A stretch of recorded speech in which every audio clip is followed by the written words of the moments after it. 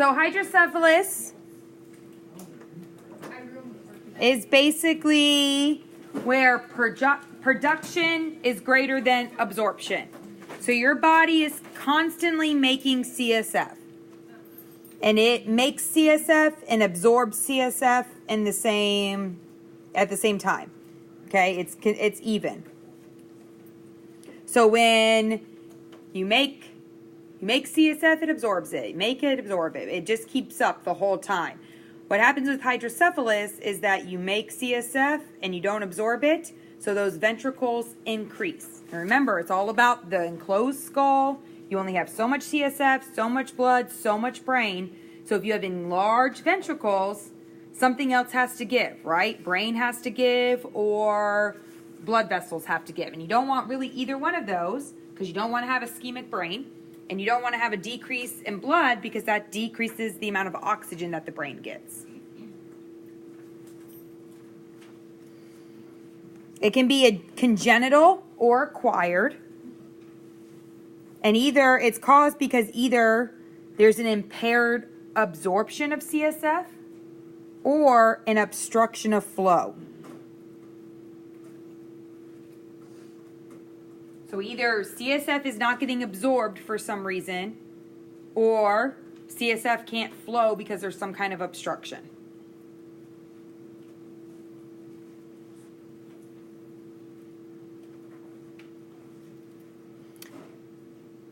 Now that is an aggressive, mad baby with hydrocephalus. They're not normally that dramatic. But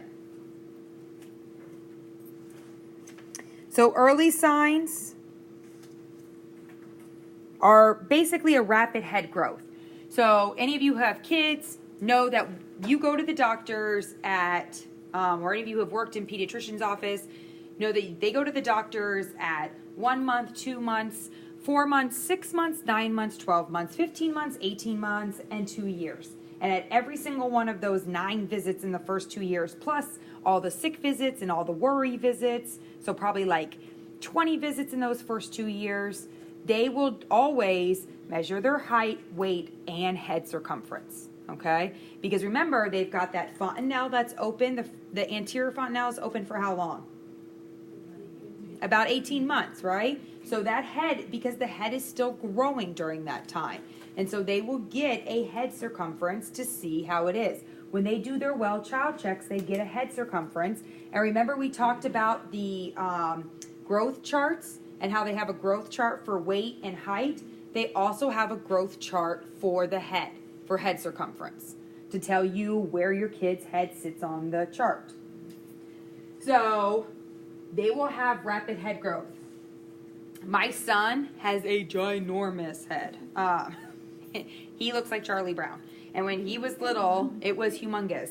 He was never on the growth chart. So like, let's say, like, you know how they have it like this? And like this is the 5th percentile and this is the 95th? My son's head was like up here. Yeah. It was always like this giant noggin, okay? So he actually, and because he had like, it was here and then it jumped up to like here, they were concerned about hydrocephalus. And that's typically a first sign for kids, is that baby you saw is obviously very dramatic. And sometimes when they have other comorbidities and other like some congenital defects, you have that hydrocephalus. But for a lot of kids, it's this growth chart that makes the difference. And that's why they're measuring it. So for my son, he had this rapid growth in his head circumference, and they were concerned that there was something going on that was causing his CSF to, not be absorbed or obstruct the flow. They could have a bulging fontanelle, those prominent scalp veins like you just saw in the picture, and then they're going to have signs and symptoms of what? I've said it 500 times. ICP, increased ICP, right? So, oh my gosh, they're going to be irritable and poor feeders and not grow. Yes, because we already know those signs and symptoms. So what makes hydrocephalus special, besides signs and symptoms of increased ICP? It's the head circumference, okay?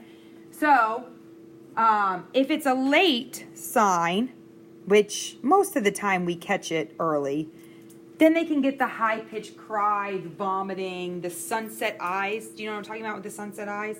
It's like they're looking down, like a sunset, like their eyelids. Yeah. Huh? Yes. Because their eyelids are all coming drooping down. And it's because they have so much pressure in their head, their eyes can't have that upward movement. All right. So we diagnose it by a head circumference. All right, that's super important. And you have to know how to measure it, and you have to measure it the same way every time. Because it's just like when we want to measure our waist, and we're like, if I measure it up here, I'm like a 24, right? But if I measure it down here where I'm supposed to, it's not, right? What's that song? Like 36, 24, 36? Only if she's 5'3", right? So, somebody got my reference. So we want to make sure that we measure in the same spot. It's right across the forehead, across the biggest part of the occipital area. And obviously we diagnose it if they have those clinical manifestations of high ICP. And then they will get a CT or an MRI. So if they suspect it, so like my son, he didn't have any signs or symptoms of high ICP. He was fine. He was a refluxer, though, so he did throw up a lot, but I was like, he's just refluxing. But they were like, well, is he refluxing or throwing up? And I'm like, he eats like a gallon of milk and barfs it up. Like, I think he's fine. But because when we would do his head circumference, it literally jumped, and it was nowhere on the growth curve. They were like, let's get a CT just to make sure. So we got a CT right when he was first born. Because it was really high when he was first born. So they got a CT, and it came back negative. And then about 6 months went by, and he was going along the growth curve like this. And then all of a sudden, so he was high, and they were like, okay, he's just a big-headed kid. All of a sudden, he had a big jump, okay? And that's why he ended up getting CAT scanned twice, because he had a big head to begin with, and then he had a big jump, and they were concerned that maybe something was going on that they had missed in the beginning. So that CT or the MRI is going to show those enlarged ventricles. All right? So we basically need to manage it by removing the obstruction. We can't really stop production of CSF. It's going to produce it. We just have to get rid of it as fast as the child is making it. Does that make sense? So we can't really stop production. We just need to get rid of it faster for them. So they often get a shunt placed. So a shunt it sits in the brain, and I always think of it as like an ice cream cone, okay? So it's an ice cream cone, and it has a ball that floats on top. And when there's too much fluid, that ball floats up, and fluid can drain out the bottom of the ice cream cone. Think of an ice cream cone, like the bottom of an ice cream cone, it's all drippy, and the kid walks around, and it's dripping everywhere because there's like a hole at the bottom. It's like they don't... Huh. Yeah, exactly. Yeah, it's the same thing like a toilet. Yep. So that's exactly how a shunt works. So I just like ice cream better than a toilet. So it's a ball, and it sits on top, and when fluid increases, it makes that ball float, and then as soon as enough fluid has drained, the ball drops back, and the ball then creates a seal and doesn't allow, because you don't want too much fluid to fall out, but you want enough. So that's how it works. The ball will float up and down depending on the amount of fluid, so that only a certain amount gets out. All right. They do really well with shunts, but there are two major complications. One, they get an infection. Okay. And shunts drain two ways. So that shunt is sitting in the brain, okay, with the ball and the shunt part. And then there's the tubing, and you can oftentimes see the tubing along their head, sometimes down their neck if they're thin enough. And the fluid will drain in two places. There is a VA shunt that drains into the arterial, into the heart. And basically the fluid drains into the heart and the heart pumps out the extra fluid, okay? Or there's a VP shunt, which is way more common. That's what you're going to see most of the time, ventral peritoneal shunt. And that ventral peritoneal shunt drains that extra fluid into the intra-abdominal space to get reabsorbed by the body there. All right. So with an infection, it can commonly get infected. Basically, the shunt's going to stop working if it's infected. So they're going to have signs and symptoms of increased ICP. Yes, infection. So they might get a fever, but they're going to start. So you're going to have a kid who has a shunt, and when his shunt is working, he should be just like a normal kid, right? He has no signs and symptoms of high ICP because his shunt is draining his fluid. But the second his shunt gets infected, it stops working. So what's going to happen? He's going to start getting irritable, have changes in his LOC. He's going to get a temperature. So maybe he's got the bulging fontanelle again if it's a baby. Maybe they're more irritable, whatever it is. Maybe they start vomiting. So the parent's going to report, my kid was totally fine. Now he's got a fever and he's acting funny. So we go ahead and do a shunt series, okay?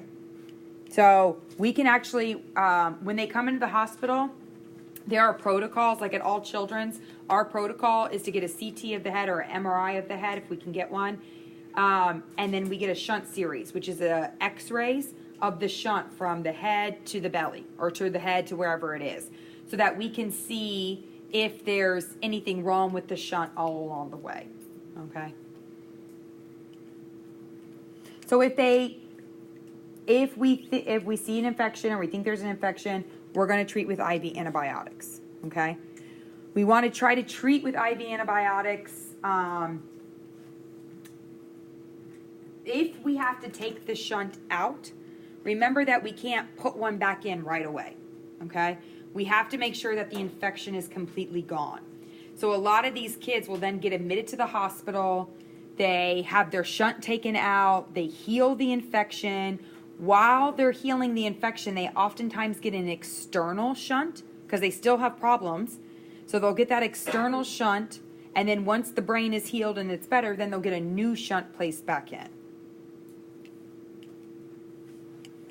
The other one is a shunt obstruction or malfunction. And again, if the shunt's not working, they're going to have signs and symptoms of what? Increased ICP. So is the NCLEX or us, are we going to say, your kid has a shunt, it's not working, what do you expect?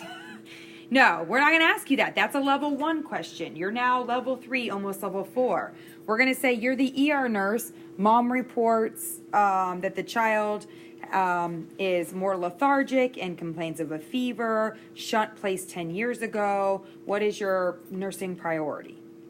Okay.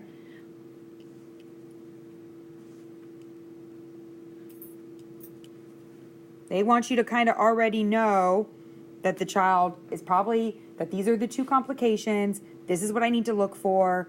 I'm going to be starting antibiotics. I'm going to be starting imaging so that I know that we can start treatment, because until I get the shunt fixed, he's still going to have increased ICP. Mm-hmm.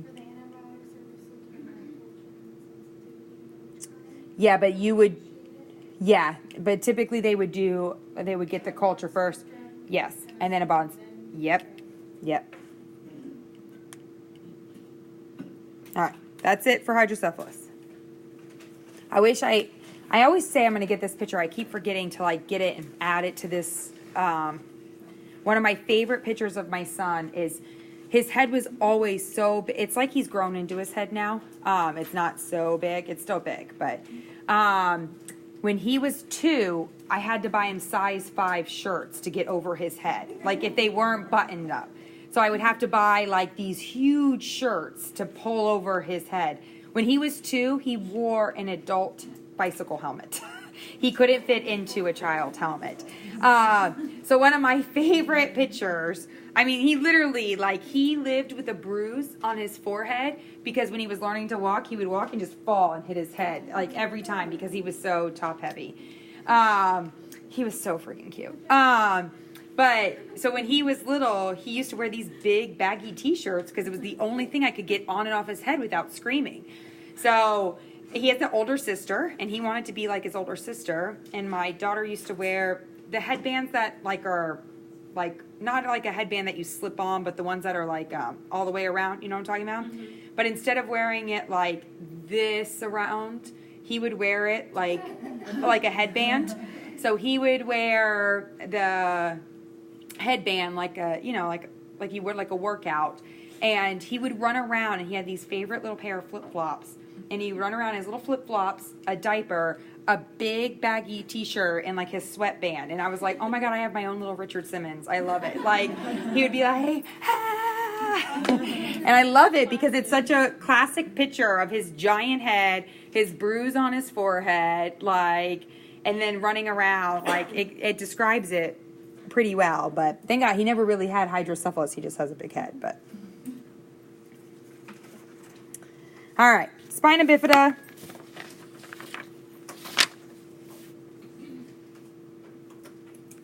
It's a neural tube defect. So basically the bony spine doesn't close. And a lot of times it occurs with hydrocephalus. So there are 3 types. And you do need to understand the difference between the different types. All right. There's spina bifida occulta. And that's this first picture. So again, you see that there's no bone there. So the bony prominence isn't there. So no bone. But you don't see anything on the outside. Okay? There's no visible external defect. A lot of times we don't diagnose this. We either diagnose it by total happenstance, or we see like a dimple or a tuft in the gluteal fold, and that's how you diagnose it. So we always look for that. With babies, when I'm doing like well child checks on newborns, I will flip them over, I will spread their butt cheeks, and right there I'm looking for that little dimple or tuft of hair. That is a classic sign for them that even though I don't see any defect on the outside, that I suspect that something's going on the inside. Okay?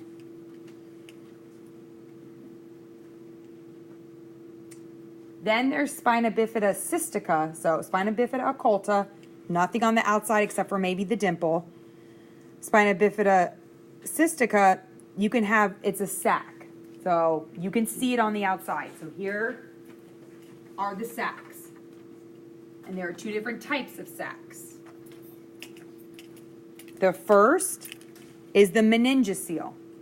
So it is a sac. But it has the meninges and the spinal fluid, but no neural elements. A myelomeningocele includes the nerves.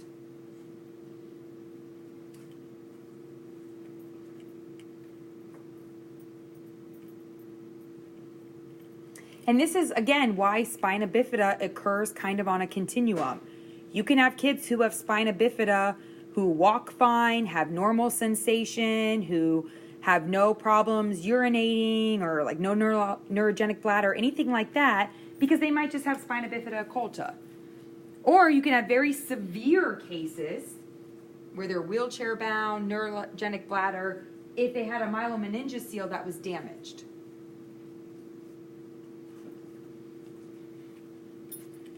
You will have some kind of neuro deficit, various degrees of it, but typically have at least some kind of mild neurodeficit with a myelomeningocele,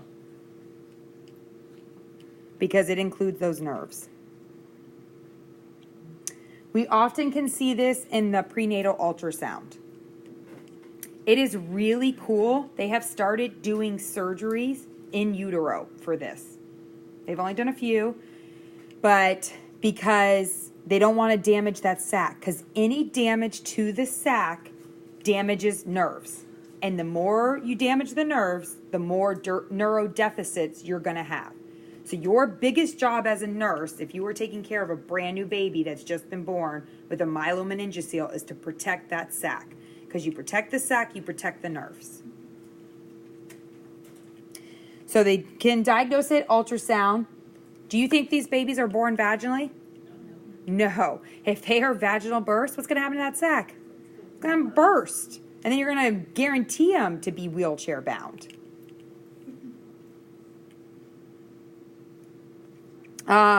We can diagnose a lot clinical manifestations. If they're like a spina bifida occulta, then they might have some numbness or even like, so even if you don't see a sac and it's just an occulta, even if they didn't have a dimple or nothing totally obvious, sometimes they can have some deficits that lead you to getting like, an exam or imaging of their back, and then you find it.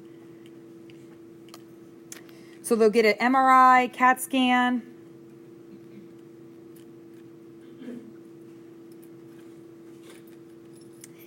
It's prevented by having folic acid in the diet of women who are childbearing age. So when they realized that folic acid deficiency was related to increased incidence of spina bifida, they started putting folic acid in everything. It's in like white bread, crackers, it's in a lot of things, because for a lot of women who don't get prenatal care and don't realize that they're pregnant weren't taking increased folic acid.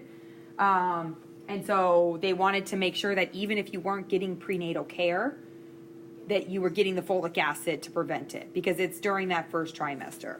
Folic acid is something you take. Once you're pregnant, you go on folic acid pills. Is that still a thing that to this day Yep. it's in the bread too? Yep. Yeah. If you look at any kind of package, you'll see folic acid added to a lot of, it's typically a lot of bread products, but they put it in white bread initially because everybody ate white bread. Now that's like not cool to eat white bread. So it's in the various things, but.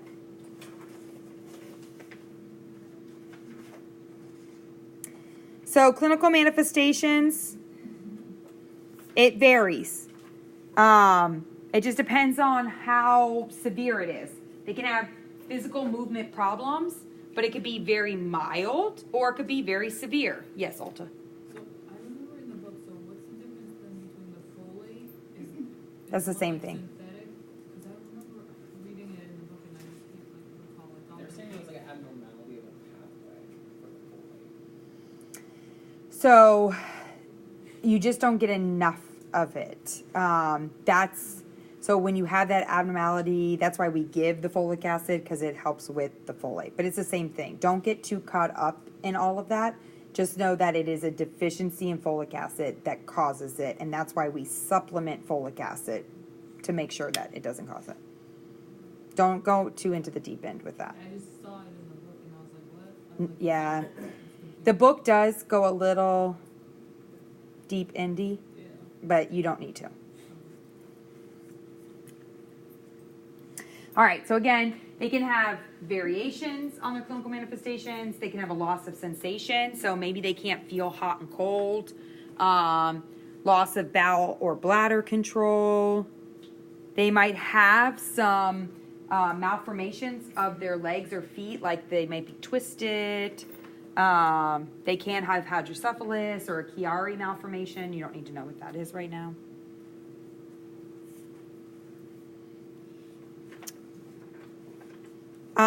Treatment. Basically, we treat based on what they have. So if they don't have a lot of symptoms, we don't need to do a lot of treatment. They can, like I said, do prenatal surgery. They do it greater than 26 weeks. I've seen a video of it. I've never seen it in person. It is pretty darn freaking cool. But they'll go in, they actually open up, they do the surgery, repair the sac, because again, the less damage to the sac, the less neuro deficits. If they do it postnatal, they do it within 12 to 18 hours after birth. So it is very quick after birth. Are these babies that you lay on their back? Nope. You lay them on their belly, But we teach you. What did we teach you when they were infants? Back to sleep, right? So it's hard. You've got to remember that these babies can't, before and after surgery, until it heals, they can't be on their back. So they need to be watched more closely. We want to keep that sac nice and, I hate this word, moist, because you don't want it to get dry. If it's dry, it will crack and open up and then again cause damage. It has to be with sterile saline. You're going to put sterile saline dressings, wet dressings to the sac to keep it moist until they go to surgery. And then, like I said, afterwards, you're going to make sure that the wound is kept nice and clean because it's down towards where they poop and pee. So we want to make sure that we keep it nice and clean and doesn't rupture, dehiss, open up. They might get a shunt if they have hydrocephalus, or you might need to monitor for signs and symptoms of hydrocephalus because they're at increased risk, which basically signs and symptoms of hydrocephalus is increased ICP. They have a whole slew of doctors and disciplines that are involved. Physical therapy, occupational therapy, neurology, ortho, GU, urology if they have a neurogenic bladder, neurosurgery that did the surgery. So it just depends on the severity of their disease process, like where they fall on the spectrum. So just know that there are a lot of disciplines involved depending on the degree of deficit. We basically treat according to their level. And then the last thing, they're at really high risk for latex allergies, especially if they have a neurogenic bladder, because the treatment for the neurogenic bladder is for them to intermittently cath themselves. So they intermittently clean cath themselves like 4 or 5 times a day. Well, if I'm being exposed to latex 4 or 5 times a day, what is the chances of me developing an allergy? Really high.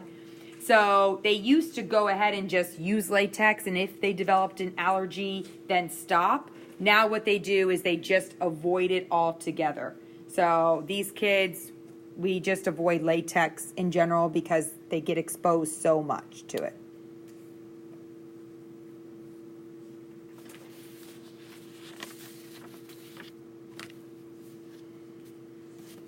All right. Any questions about spina bifida? All right, cerebral palsy.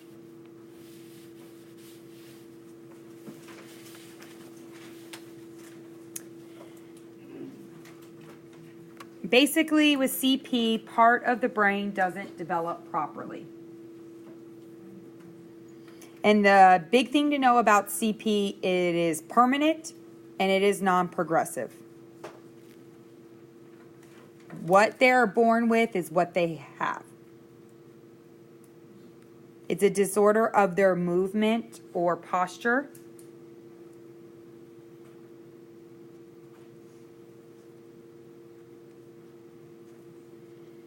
So they have some kind of activity limitations, some kind of abnormal muscle tone, coordination problems.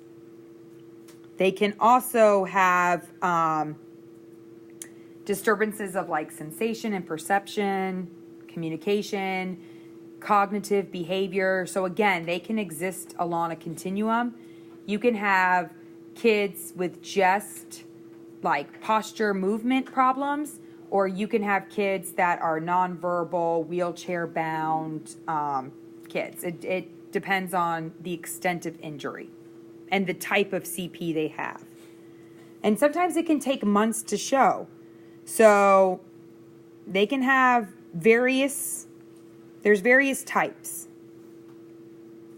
And depending on what type they have, the clinical manifestations can take several months to show.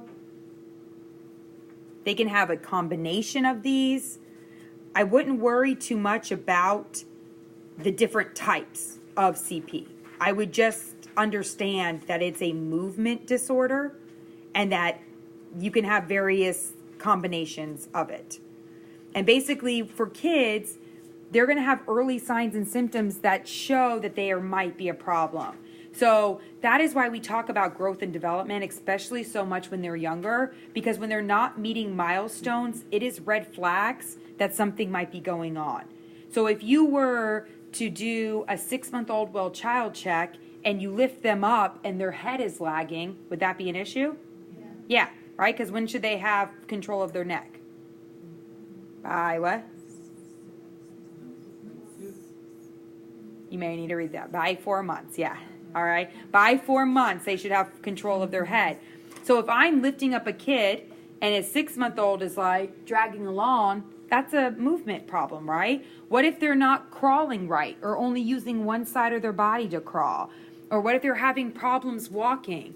Those are early signs and symptoms that there's some kind of movement disorder happening. So, or maybe they're like a kid that's always tense, always sitting tight, because they're a spastic type. Okay, there are going to be some early signs and symptoms, and you need to be just aware that if anything is wrong with their growth and development, with their movement, it could be a sign that they have CP. All right. So spastic is they're tense, contracted. Ataxic is when they have a poor sense of balance. They trip a lot. They have difficulty walking. They stumble. Aphnoid is incontrollable motions. So the head and eye is constantly moving. Rigidity is those tight muscles. Or a tremor is the incontrollable shaking, especially when they're trying to do like coordination.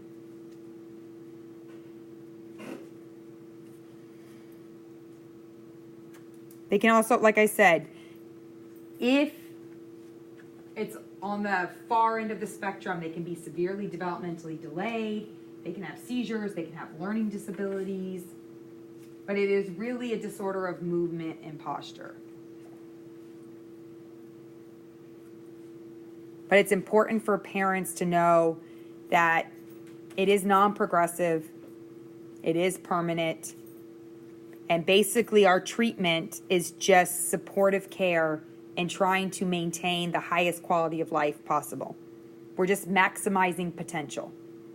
What we have is what we have. What can we do with it? They may need to do surgery, like if they're spastic, to release some tension of the muscles. They might do meds to release muscles, muscle relaxants, those type of things. They might do braces, like OT, physical therapy, might put braces on the child to prevent contractures. So we can do a lot of things, but it's all just supportive care to make sure that they don't progress and get worse. There's nothing to treat CP.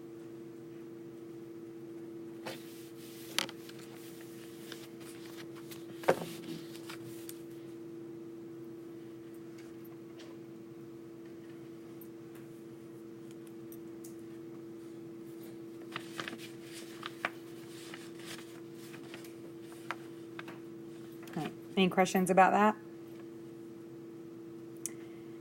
That is different than multiple sclerosis. So multiple sclerosis is the first thing we're really going to talk about that is really in an adult disorder. So everything else we've talked about so far should be in your WAN book, except for when I talked about GCS. That was your Lewis book, the page I gave you. Encephalitis, meningitis, we talk about it in WAN. You'll see it in Lewis as well. But multiple sclerosis is really an adult disorder, so you're going to want to look in your Lewis book for that. So it is an autoimmune. And unlike when we talked about CP, it was non-progressive. They are born with CP. There was some kind of anoxic event that caused damage, and that damage is permanent and it doesn't progress. With multiple sclerosis, it is progressive obstruction of a myelin sheath.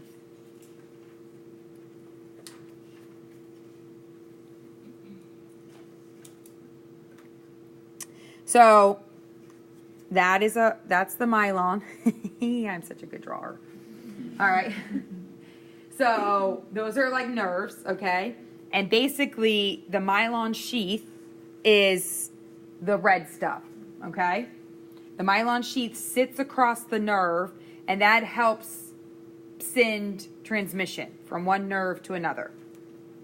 So when you don't have that myelin sheath, so it should be all the way across, right? The red should be all the way across. when you don't have that myelin sheath protecting the nerve, sending impulses, it slows down. So when it's all broken up or you're missing parts of your myelin sheath, your nerve impulse can't be sent as well. Now, the good thing is that myelin sheath can be regenerated. So in multiple sclerosis, the theory is, because it's not fully understood, multiple sclerosis. But we know that something's happening because we've seen changes on a brain MRI in patients with multiple sclerosis. So we have that myelin sheath and it gets destroyed. We don't know why. There's some kind of autoimmune process where the body destroys that myelin sheath and then nerve impulses can't be sent or they get slowed down. All right. And then the myelin sheath regenerates itself. And when it's there, the person feels totally fine.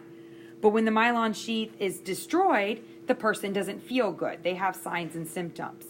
So that's why people with multiple sclerosis have periods of remission and exasperation, because there's times where they feel really good because everything is there like it should be. And then there's other times where the myelin sheath is all broken down and they're having signs and symptoms. Okay? And basically the impulses are going from the brain to the spinal cord. So there is no definitive diagnosis. You can't get a blood test. You can't get an MRI, because you can get an MRI of a patient and you can see white matter, gray matter changes on the MRI one time and then that be completely normal the next time and then see changes again. Or you may never see changes on an MRI, but the patient has clinical manifestations. So it is really hard to diagnose. It is really a diagnosis of exclusion, meaning patient has signs and symptoms and they have ruled out every other possible disease and they say, okay, you've got MS. We know it is really not well understood. It is not well defined. There are many people in the medical world that blow it off and say, whatever. So there's still a lot of research to be done about it. You would get diagnosed anywhere from 15 to 50 years. So again, it's older typically. It's super unpredictable.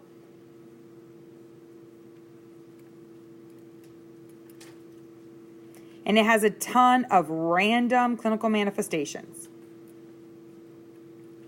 And those clinical manifestations are never consistent. So I wouldn't worry too much about the clinical manifestations. All right? Because, again, it is a disease of exclusion. So they can have mental status changes like decreased concentration, attention deficits, memory losses. They could have blurred vision, doubled vision. They can have speech impairment, tremors, dizziness, bladder or bowel dysfunction, limb weakness, muscle spasm, fatigue, numbness. You name it, they can have it. So I wouldn't spend a lot of time writing all those clinical manifestations down. It is super non-specific. It's just more important to understand that it is autoimmune, it is progressive, they have periods of exasperations, and they have, not exasperations, exacerbation. They have periods where they're all flared up, and then they have periods. They have periods where they're all flared up, and then periods of remission. All right, that's what you need to focus on. Just because their symptoms are so varied and they change all the time. It's really hard, super unpredictable. It's individualized care because it's super unpredictable. We are treating their symptoms. And again, they get a whole slew of doctors, physical therapy, occupational therapy, speech. They often have pain management involved because they have a lot of aches and pains. A lot of emotional support too, because they don't feel good. Something's going on, but it's frustrating, right? They have no answer. Sometimes people get relieved when they get like bad news because at least they feel like, they're like, I don't feel good. I always have a headache. I always have this. I always have that. And then they get a diagnosis and they're like, oh, thank God I've got cancer. And you're like, what? And because at least they have an answer. And with that answer, they can treat it. But multiple sclerosis is hard because if you give someone a diagnosis of MS, it's unpredictable. I don't really know how to treat it. I can't really help you. So that's frustrating for someone who feels sick all the time and doesn't feel good. And you tell them, yeah, you have this disease. I don't know a lot about it, and I don't really know how to treat you. So we're just going to keep guessing. That's how they feel. Like we're just constantly guessing with them, because we kind of are. So, sometimes immunosuppressants work. It is an autoimmune disorder, so we sometimes use autosuppressants, and we can use corticosteroids when they have an acute exasperation. I'm not going to say it. But be careful, because oftentimes, remember, corticosteroids affect, because they're just getting it in bursts, we want to be careful if they have any comorbidities like diabetes. It affects insulin, their sugars. They might go on muscle relaxants. So it is very varied.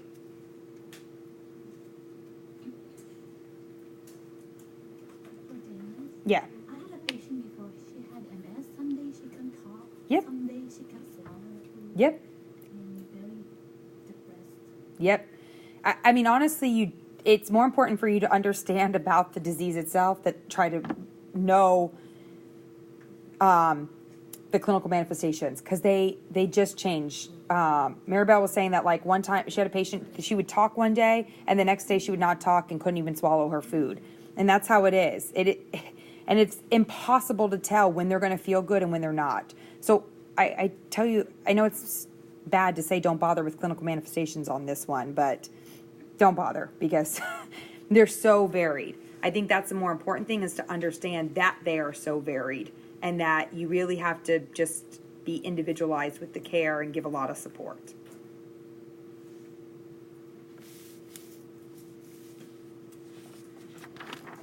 All right, they add glaucoma to this lecture. And glaucoma is basically an increase in intraocular pressure, IOP. So we've been talking about ICP this whole time. Now we're talking about IOP, intraocular pressure.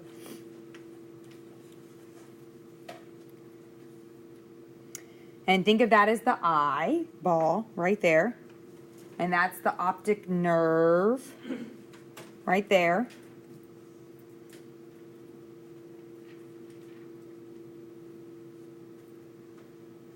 You've got the retina in the back, the lens,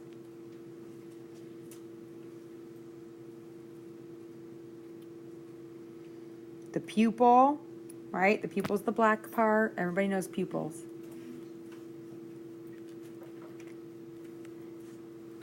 Cornea, which is the white part. And the iris is the colored part of your eyes.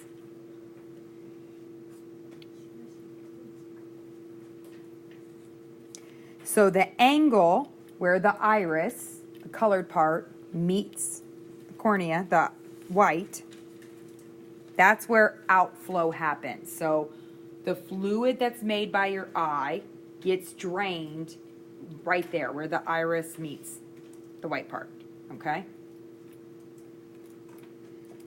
So with glaucoma, it's just like we were talking about before with hydrocephalus. There is an increased production, but you can't, there's either an obstruction or increased production, and you're not absorbing it the way you should, right? So you should produce it and absorb it in the same amount, and for whatever reason, that's not happening. So production is greater than reabsorption, because something's wrong with that lens. Or that angle, I should say.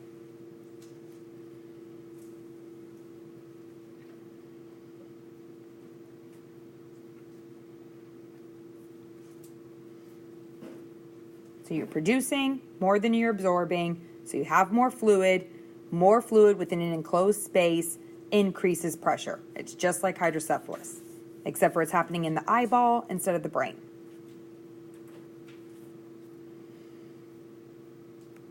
So when that pressure increases, it puts pressure on this optic nerve. So that pressure in the eyeball puts pressure on that optic nerve. The optic nerve dies off, and that's what causes you to lose vision.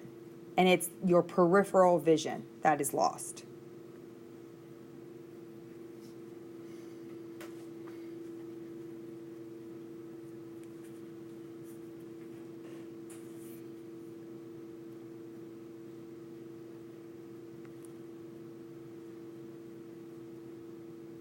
So a different way to look at it is inflow is greater than outflow, which is the same thing as saying production is greater than reabsorption.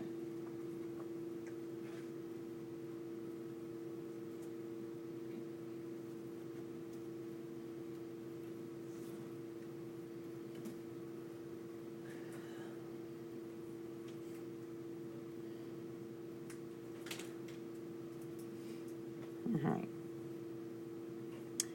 So you have risk factors. Age is definitely a risk factor. It's because the lens, so this lens right here, as you get older, it bulges, right? So it pushes, and if that's the angle where it's meeting and the lens is bulging, it's pushing against that angle. Trauma can cause it. It's most likely age, or it's most common age. But trauma can also cause it, poor circulation. African Americans are more likely to have it. And if you have a family history, you're more likely to have it.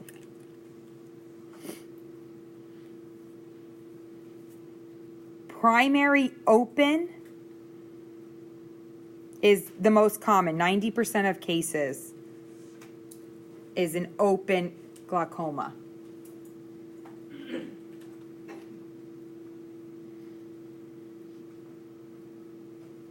And this is where the outflow tract is clogged.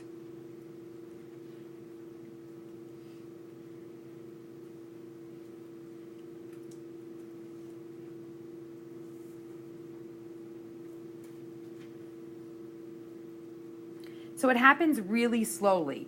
So think of like a drain that's clogged, like your bathroom drain that we wash your hair and hair gets in there. And at first it's fine, and then you notice, fluid, my bathtub has a little water in it when I'm there, and then all of a sudden it's like ankle deep, like after a few showers, because hair's built up in the system, and it gets worse and worse and worse. And at first you don't notice it, but then it's really bad, and you get a clogged, pipe or whatever. That's kind of how this is. You get an obstruction, and at first it's allowing some fluid to get reabsorbed, but not all the fluid. So you have your initial clinical manifestations are that it's just gradual. You get a gradual vision loss. And they don't even realize that it's happening because it's happening so slowly, but they just lose peripheral vision. They have no other symptoms. There's no pain, no discomfort. And a lot of times, it will go totally unnoticed until they have lost all peripheral vision. Like, you'll be like, hey, grandma, from over here. And they'll be like, you're here? And you're like, I've been standing here for 10 minutes. So it literally, they don't realize that they were losing it until it's all of a sudden gone.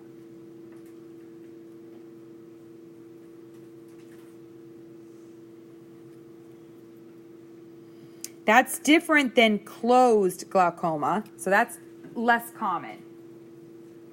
Closed glaucoma is only about 10% of the time. And that's when that angle that I was telling you about closes. So again, you're producing more than you're able to reabsorb or outflow. And this is because the lens bulges forward, and it's like right here. So you've got this lens right here, and it bulges up against, here's the angles right down here, and it bulges up and kind of like closes off, that angle. You need it at that slight angle so that fluid can get reabsorbed. Once you close that angle off, fluid now can't get in. So this is sudden pain around the eyes. And they also complain of halos, blurred vision. They have tunnel vision. They really can only see like right in front of them like this. And it really makes a difference. Go like this, everyone. He'll be fun. This is what it's like to have glaucoma. Before, like, I was looking at you guys and I could see all the beds on both sides and everything was fine. Now I can see, like, Ian, Will, Maribel, this pole. So, and it makes a whole different, like, when you open up and you don't realize how much you use your peripheral vision until it's gone. And that's what kind of happens. But with the closed one, again, open, no symptoms, very gradual. Closed, it's sudden, halos, very tunneled vision. Oh, Brian, you missed our fun experiment. Oh no. And sudden pain.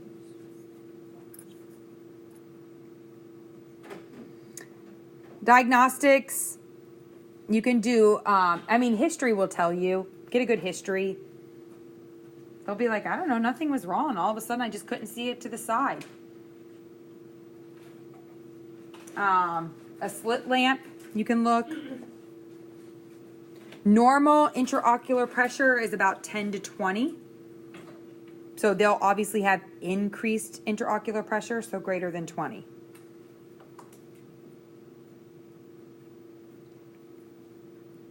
Our big goal, just like hydrocephalus, just like increased intracranial pressure, is we don't want increased intraocular pressure.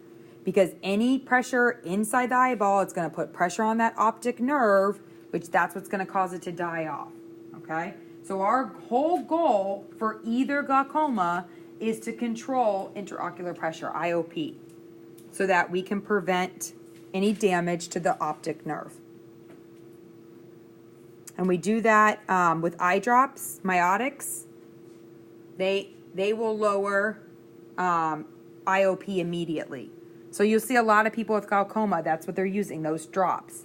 And that's meant to help decrease that pressure. If drops don't work, then they have to do surgery, especially if it's closed glaucoma, they have to do surgery. That's a immediate, emergent. Because our whole goal is to allow fluid to drain.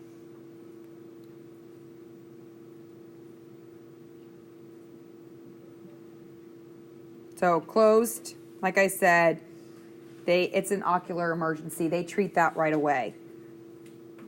Open can be treated more gradually.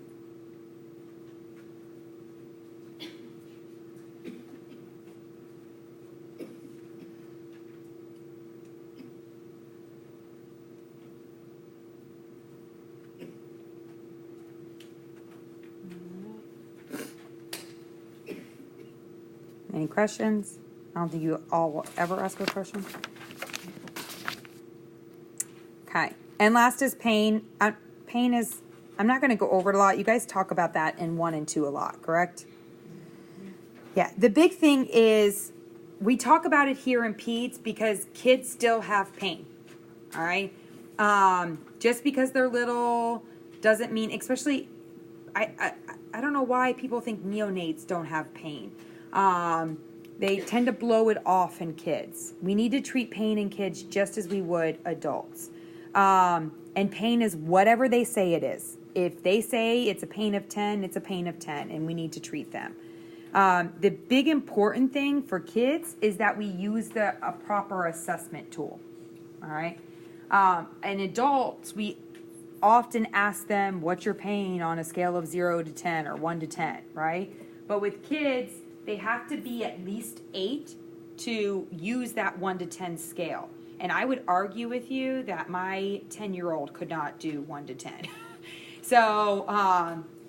So you really need to make sure that you're using a proper scale to assess their pain. The FLAC is what we use for infants and nonverbal.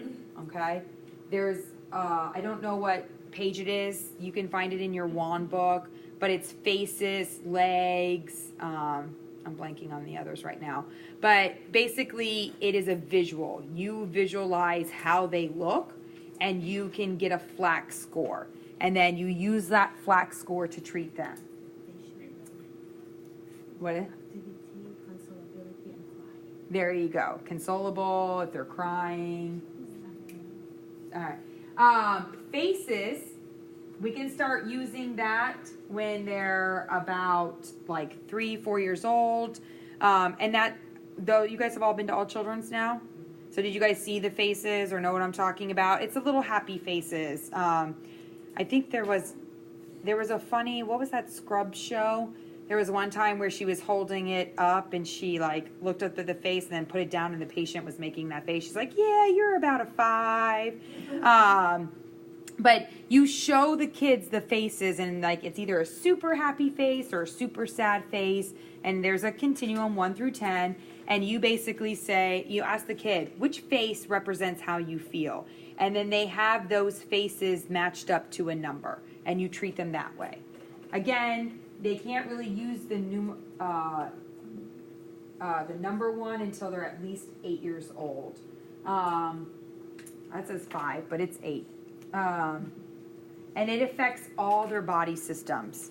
So, kids, when they're in pain, it's going to affect every body system. It's going to affect their emotional. So we need to treat it. It is whatever they say it is. And that's it for pain.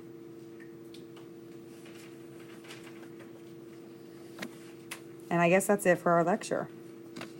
Look at that.